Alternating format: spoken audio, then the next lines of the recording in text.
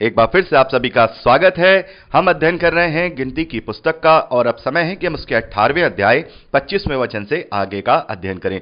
पिछली रिकॉर्डिंग में हमने 21वें वचन से लेकर 24वें वचन तक का अध्ययन किया था, जहां पर हमने देखा कि परमेश्वर ने इस्राएलियों के लिए ये पीढ़ियों की सदा की विधि ठहराई है कि इस्राएली लेवियों को अपनी उपज का 10वां हिस्सा दिया करें। और ये क्यों ठहराया है? हमने बात की कि लेवियों को इस्राएल में कोई उनका निज भाग नहीं दिया जाएगा, कोई निज भूमि नहीं दी जाएगी। तो हमने वहां बात की कि अब ये मसीह विश्वासियों पर लागू नहीं होता, ये कंपल्सन मसीह विश्वासियों पर लागू नहीं होता। और जब हम जैसे प्रचारक जब 10वां अंश के विषय में लोगों को प्रचार करते हैं, लोगों को बताते हैं, सच्चाई बताते हैं कि अब 10वां अंश मसीह विश्वासियों पर लागू नहीं होता, तो वो लोग हम जैसे प्रचारकों को ये कहते हैं कि हम मसीह विरोधी कार्य कर रहे हैं, क्योंकि कलीसिया को चलाने के लिए धन की जरूरत होती है, पैसे की जरूरत होती है, और ऐसे में हम लोगों को बहका रहे हैं कि वो 10वां अंश ना दें। मेरे प्यारे भाई बहनों, मैं लोगों को या आप लोगों को ये मैं गलत शिक्षा नहीं दे रहा हूं कि आपको 10वां अंश नहीं देना चाहिए, कि आपको दान नहीं देना चाहिए। यहां पर जो शिक्षा सही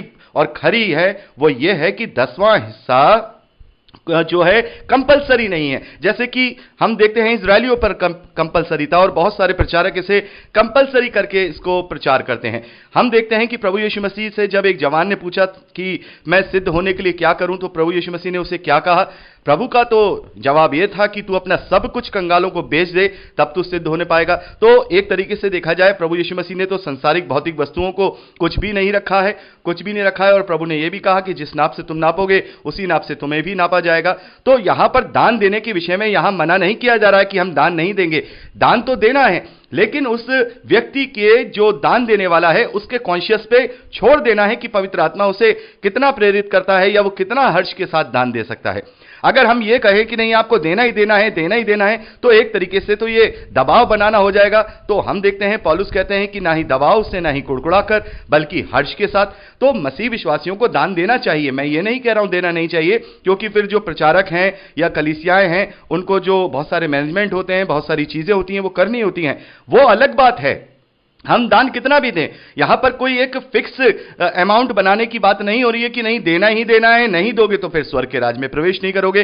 तो एक तरीके से तो देखा जाए जो डाकू लोग होते हैं वो लोग तो बंदूक दिखा करके लोगों से धन वसूल करते हैं। तो एक तरीके से हम परमेश्वर का भय दिखा करके अगर किसी से उनका धन वसूलेंगे तो यह बात गलत होती है। दान हर्ष से दिया जाता है, खुशी के साथ दिया जाता है, जितनी उनकी कैपेसिटी होती है उसके अनुसार दिया जाता है। तो हमेशा मैं उनसे कहता हूं कि परमेश्वर के ऊपर छोड़ दीजिए। अगर हमने परमेश्वर के ऊपर छोड़ दिया तो परमेश्वर जिसने हमें चुना है, कि उसने बुलाया है कि हम सुसमाचार का प्रचार करें, तो वो हमारे परिवारों की देखभाल क्यों नहीं करेगा? वो क्यों नहीं करेगा? वो कहीं ना कहीं से हमारे लिए किसी ना किसी भाई बहन में ये उसके हृदय में डालेगा और वो उस भाई की या उस बहन की जो भी प्रचार में है या उस कलीसिया की वो सपोर्ट जरूर करेगा। तो ये कहना कि नहीं हमें आप नहीं दोगे तो स्वर्ग के राज में नहीं जाओगे, तो इसीलिए ये यहां पर ये सच्चाई बताना बहुत जरूरी है कि ऐसा कोई कंपलसरी नहीं है। अगर देना है तो कुड़कुड़ा के नहीं दो, दबाव से नहीं दो, हर्ष के साथ दो। यही यहां पर शिक्षा है। आगे 25वें वचन से लेकर 32वें वचन तक हम पढ़ते हैं कि लेवियों को यहां परमेश्वर हुक्म दे रहे हैं कि जितने भी लेवी वहां पर 10वां अंश लेंगे, उस 10वें अंश का भी 10वां अंश जाकर के वो हारून को, यानी कि महायाजक को, या हम कहें उसको दिया जाएगा जो वहां उस पवित्र स्थान में जाने के लिए नियुक्त किया जाएगा। यानी कि लेवियों को भी अपने उस 10वें हिस्से का 10वां हिस्सा निकालना है। तो मेरे प्यारे बहनों, यहां पर आकर के जो लोग ये कहते हैं कि नहीं हर मसीह विश्वासी को 10वां अंश देना है, तो फिर अब जब मसीह विश्वासी सारे जो प्रचारक हैं उन्हें अपना 10वां अंश देंगे, तो सारे प्रचारक मिलकर अपने 10वां अंश को कौन से हाई प्रीस्ट को देंगे?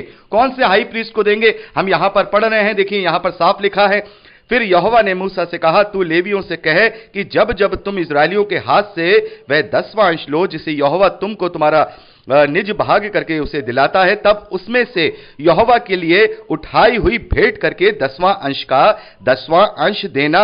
और आगे लिखा है, और यहोवा की ये उठाई हुई भेंट हारून याजक को दिया करना।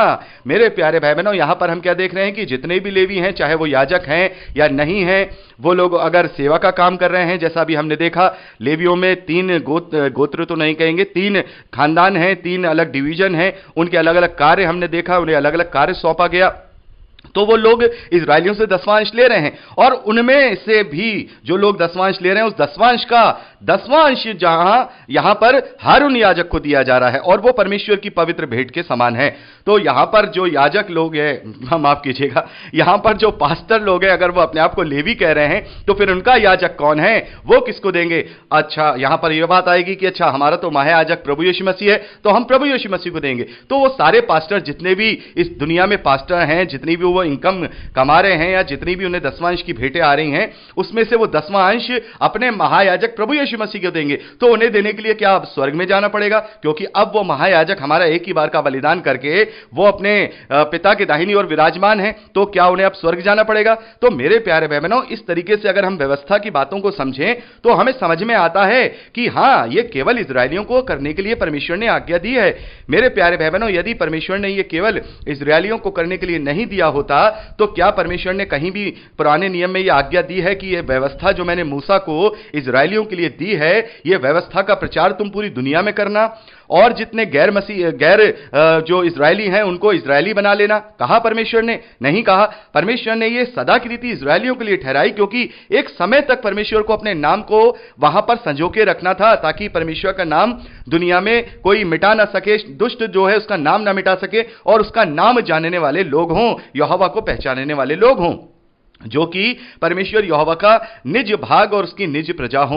तो मेरे प्यारे भाई बहनों, जैसा कि परमेश्वर ने इजरायलियों से यह आदेश नहीं दिया है कि तुम इस व्यवस्था को दूसरों को भी दो और दूसरों को भी मानना सिखाओ और उन्हें इजरायली बनाओ, नहीं दिया, नहीं दिया, नहीं दिया। इसीलिए यह व्यवस्था केवल इजरायलियों के लिए है। लेकिन प्रभु यीशु मसीह ने विश्वास की व्यवस्था का प्रचार करने के लिए मसीह विश्वासियों को आदेश दिया है।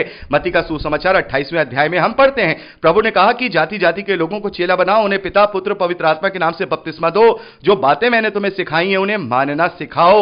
यह आज्ञा प्रत्येक मसीह विश्वासी को प्रभु यीशु मसीह ने दी है। हमारा जो मिशन ही यही है कि हम प्रभु यीशु मसीह के मिशन का प्रचार करें, यानी कि जाति जाति के लोगों को प्रभु के लहू में शुद्ध करें, उनको उद्धार का कारण दें। तो मेरे प्यारे भाई बहनों, यह फर्क है मसीह विश्वासी और इजरायली में। यह फर्क है, इजरायली केवल जन्म से हो सकता है, या फिर वो अगर उसकी माता या पिता में से कोई एक इजरायली है तो वो इजरायली माना जाएगा। लेकिन हम मसीह विश्वासी फिजिकल नहीं है, ना ही हमारे पास कोई फिजिकल व्यवस्था है, हमारे पास आत्मिक व्यवस्था है, और वो आत्मिक व्यवस्था विश्वास की व्यवस्था है। इसीलिए अब मसीह विश्वासियों पर कोई भी चीज जो व्यवस्था में लिखित इजरायलियों को लिए दी गई है वो हमारे लिए नहीं है। लेकिन मेरे प्यारे भाई बहनों, जैसा कि पौलुस कहते हैं कि हम मसीह विश्वासियों के लिए पुरानी व्यवस्था, या हम कहें ये जो व्यवस्था है वो शिक्षक ठहरी है। तो अगर कोई अपना दसवां अंश निकालना चाहता है इसको शिक्षा को मान करके अपनी मर्जी से अपने हर्ष के साथ, तो इसमें कोई बुराई नहीं है, क्योंकि दसवां जो पैटर्न है वो एक अच्छा पैटर्न है कि परमेश्वर के लिए हम अपने जो दान पुण्य कर रहे हैं या हम परमेश्वर के लिए दान दे रहे हैं, वो सबसे अच्छा पैटर्न कि हम दसवां करें। क्योंकि याकूब ने भी दसवां देने का वादा किया था और इब्राहिम ने भी अपना दसवां दिया था, और हम यहां पर देखते हैं कि परमेश्वर ने लेवियों का भाग भी दसवां ही ठहराया है। तो एक अच्छा, एक जिसे हम कहेंगे एक परसेंटेज है जो मसीह विश्वासियों को अगर दान करना है तो वो इतना दान करें तो ये ज्यादा बेहतर होगा। लेकिन इसमें भी कोई उनके ऊपर दबाव नहीं है, उनके ऊपर कुड़कुड़ाहट नहीं है, उनके ऊपर कोई बंदूक नहीं रखी है कि परमेश्वर उन्हें स्वर्ग के राज्य से नहीं विहीन कर देगा या उन्हें नहीं लेगा। ये सारी चीजें अपने हर्ष से, अपने आनंद से, अपने उत्साह से की जाती हैं।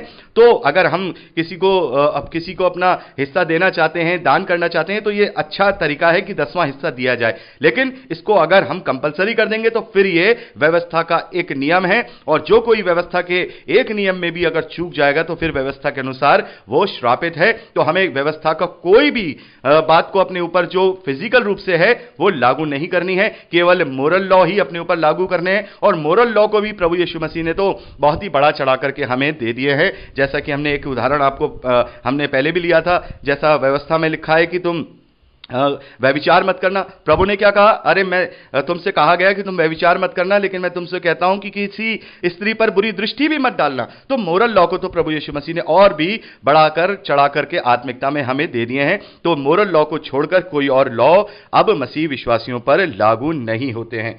तो मेरे प्यारे भाई बहनों, यहां पर हमने 18वें अध्याय को कंप्लीट किया है और आप इसको पर्सनली रूप से पढ़ लीजिएगा। और यहां अब हम 19वें अध्याय पहले वचन से आगे का अध्ययन करेंगे। 19वां अध्याय पहले वचन से लेकर के 10वें वचन तक जो शुद्धिकरण की विधि है, एक तरीके से देखा जाए हमारे लिए ज्यादा जरूरी तो नहीं है, क्योंकि अब हम कोई शुद्धिकरण की विधि नहीं करते हैं, लेकिन इसका जो सीधा संबंध है वो तीसरे बार जो मंदिर बनाया जाएगा उससे संबंध रखता है। और अंत के दिनों का सबसे बड़ा चिन्ह इसी शुद्धिकरण की विधि से जुड़ा हुआ है। इसीलिए यह 19वें अध्याय पहले वचन से लेकर 11वें वचन तक जो हम पढ़ते हैं, 10वें वचन तक जो पढ़ते हैं, एक मसीह विश्वासी के लिए बहुत महत्वपूर्ण हो जाता है। यहां पर शुद्धिकरण की विधि लिखी हुई है। और शुद्धिकरण का मतलब क्या है? यदि कोई अशुद्ध हो जाए कोई, तो उसे कैसे शुद्ध किया जाए। और उसमें हम देखते हैं पवित्र स्थान का भी अशुद्ध होना है। और सबसे पहले जो पवित्र स्थान है वो अशुद्ध किया गया बेबीलोन के राजा नबूकदनेस्सर के द्वारा। जब यहूदा के राज्य पर उसने वहां पर चढ़ाई की और उसे जीत लिया, तो वो मंदिर उसने अपवित्र किया। तो जब दूसरी बार मंदिर बनाया गया तो उसको भी शुद्ध किया गया। उसको कैसे शुद्ध किया गया? इस शुद्धिकरण की विधि से। और हम देखते हैं दूसरी बार जो मंदिर बनाया गया वो भी जो रोमन साम्राज्य है, प्रभु यीशु मसीह की भविष्यवाणी के अनुसार लगभग 70 या 72 एडी के बीच में वो भी ढहा दिया गया, उसे भी अपवित्र किया गया। तो अब जब तीसरी बार मंदिर बनाया जाएगा, अभी तक मेरे प्यारे भाई बहनों तीसरी बार मंदिर नहीं बनाया गया है, लेकिन जब अब तीसरी बार मंदिर बनाया जाएगा तो सबसे पहले इस शुद्धिकरण की विधि को वहां अपनाया जाएगा। तो इसका जो सबसे बड़ा एक जो हम कहेंगे नीड है, जरूरत है, वो यहां पर यह लिखा है, व्यवस्था की जिस विधि की आज्ञा यहोवा देता है वह यह है कि तू इस्राएलियों से कहे कि मेरे पास एक लाल निर्दोष बछिया ले आओ, जिसमें कोई भी दोष ना हो, जिस पर कभी जुआ ना रखा गया हो। तो यहां पर हम क्या देख रहे हैं? एक लाल बछिया, एक लाल बछिया, उसका यहां पर बलिदान होगा, उसकी बलि होगी, उसके बाद शुद्धिकरण की विधि पूरी हो जाएगी। आप पूरी शुद्धिकरण की विधि पढ़ लीजिएगा, उससे ज्यादा हमें मतलब नहीं है। हमारी यहां पर लाल बछिया से मतलब है। और आपने पिछले दिनों यह बात सुनी होगी कि इजराइल में लाल बछिया मिल गई है, इजराइल में लाल बछिया मिल गई है, अंत का समय आ गया है, तीसरी बार मंदिर का निर्माण कार्य शुरू हो गया है। और मेरे प्यारे भाई बहनों, जैसा कि हमने प्रकाशित वाक्य में पढ़ा कि यूहन्ना को एक नापने का सरकंडा दिया गया है, जहां हमने 11वें अध्याय में पढ़ा था, जहां 2 गवाह हैं, तो यूहन्ना को नापने का सरकंडा दिया गया है, यानी कि मंदिर की तीसरी बार निर्माण कार्य की वहां पर जो अंत के दिनों में चर्चा होगी या शुरू किया जाएगा। तो उसके लिए सबसे पहले लाल बछिया की जरूरत पड़ेगी, जो कि अभी तक इजराइल में नहीं मिल पाई है। अब यह बात आती है कि लाल बछिया अगर इतनी ज्यादा वो है कि जो मिलती नहीं, तो परमेश्वर ने ऐसी आज्ञा क्यों दी? तो मैं आपको बताना चाहूंगा मेरे प्यारे भाई बहनों, उस समय में इस प्रकार की जो बछिया है या इस प्रकार की जो हम कहेंगे जो काव है, वो मिला करती थी, उसकी ब्रीड वहां पर थी और वो लोग उन्हें पाला करते थे। लेकिन समय के बाद जैसे जैसे इजराइल इधर उधर तितर बितर हुआ, तो इसकी जो नस्ल है वो खत्म हो गई। अब इजरायलियों ने, रब्बियों ने एक ऐसी आर्टिफिशियल नस्ल बनाने की कोशिश की है जिसमें वो एक लाल बछिया का जन्म करा सके, लेकिन कहीं ना कहीं उसमें कोई ना कोई अशुद्धि निकल आती है। और जो इजरायली रब्बी हैं वो बड़े ही उसको कॉन्शियस के साथ बड़े ही ध्यान से उसे चेक करते हैं, लेंस लगा लगा करके चेक करते हैं कि इसमें कोई दोष तो नहीं है, ताकि जिस वक्त उन्हें लाल बछिया मिल जाए तो वो शुद्धिकरण की विधि कर सके। तो मेरे प्यारे भाई बहनों, ये एक बहुत बड़ा चिन्ह है। यदि लाल बछिया अगर इजराइल में वो उत्पन्न हो जाती है, जैसा कि बहुत सारे लोग कहते हैं कि हो चुकी है, लेकिन मेरा मानना यह है कि ये ऑफिशियल बयान नहीं है। बहुत बार ऐसा होता है, बहुत सारे लोग कहते हैं नहीं, न्यूज में निकला है, वहां मिल चुकी है। मेरे प्यारे भाई बहनों, यदि लाल बछिया मिल गई होती तो मंदिर के तीसरी बार निर्माण कार्य की जो प्रक्रिया है वो शुरू हो चुकी होती। लेकिन ये थोड़ी थोड़ी जो खबरें हैं उसमें कुछ कुछ सच्चाई है, कुछ कुछ उसमें झूठ है। तो अभी पूरी तरह से इजराइल का ये हम कहें ऑफिशियल बयान नहीं आया है कि वाकई में ही वो लाल बछिया मिल गई है। तो ये सबसे बड़ा चिन्ह होगा जब मंदिर की शुद्धिकरण की विधि की जाएगी। तो ये हमारे लिए इसलिए जरूरी है क्योंकि हमारे प्रभु के द्वितीय आगमन से ये बात जुड़ी है, ये शुद्धिकरण की विधि प्रभु के द्वितीय आगमन से जुड़ी हुई है, और साथ ही उन 2 गवाहों के आगमन से भी जुड़ी हुई है। उन 2 गवाहों के आगमन से भी जुड़ी हुई है, जैसा कि हमने अध्ययन किया कि जब मंदिर के तीसरी बार निर्माण कार्य की प्रक्रिया शुरू की जाएगी या उसकी चर्चा की जाएगी, जब ही प्रभु के परमेश्वर के वो दो भविष्यद्वक्ता इस धरती पर उसके लिए प्रचार करेंगे, उसके लिए भविष्यवाणियां करेंगे, जिसके विषय में हमने प्रकाशित वाक्य 11वें अध्याय में अच्छी तरह से अध्ययन किया है। तो मेरे प्यारे भाई बहनों, यहां पर हमने 18वें अध्याय में देखा कि जो 10वां अंश है वो केवल इजरायलियों के लिए है, अब मसीह विश्वासियों पर वो लागू नहीं होता। और 19वें अध्याय में हमने शुद्धिकरण की विधि के विषय में देखा, पहले वचन से लेकर 10वें वचन तक। तो आगे का अध्ययन अब हम अगली रिकॉर्डिंग में करेंगे। प्रभु आप सबको आशीष दे। Praise the Lord. जय मसीह की।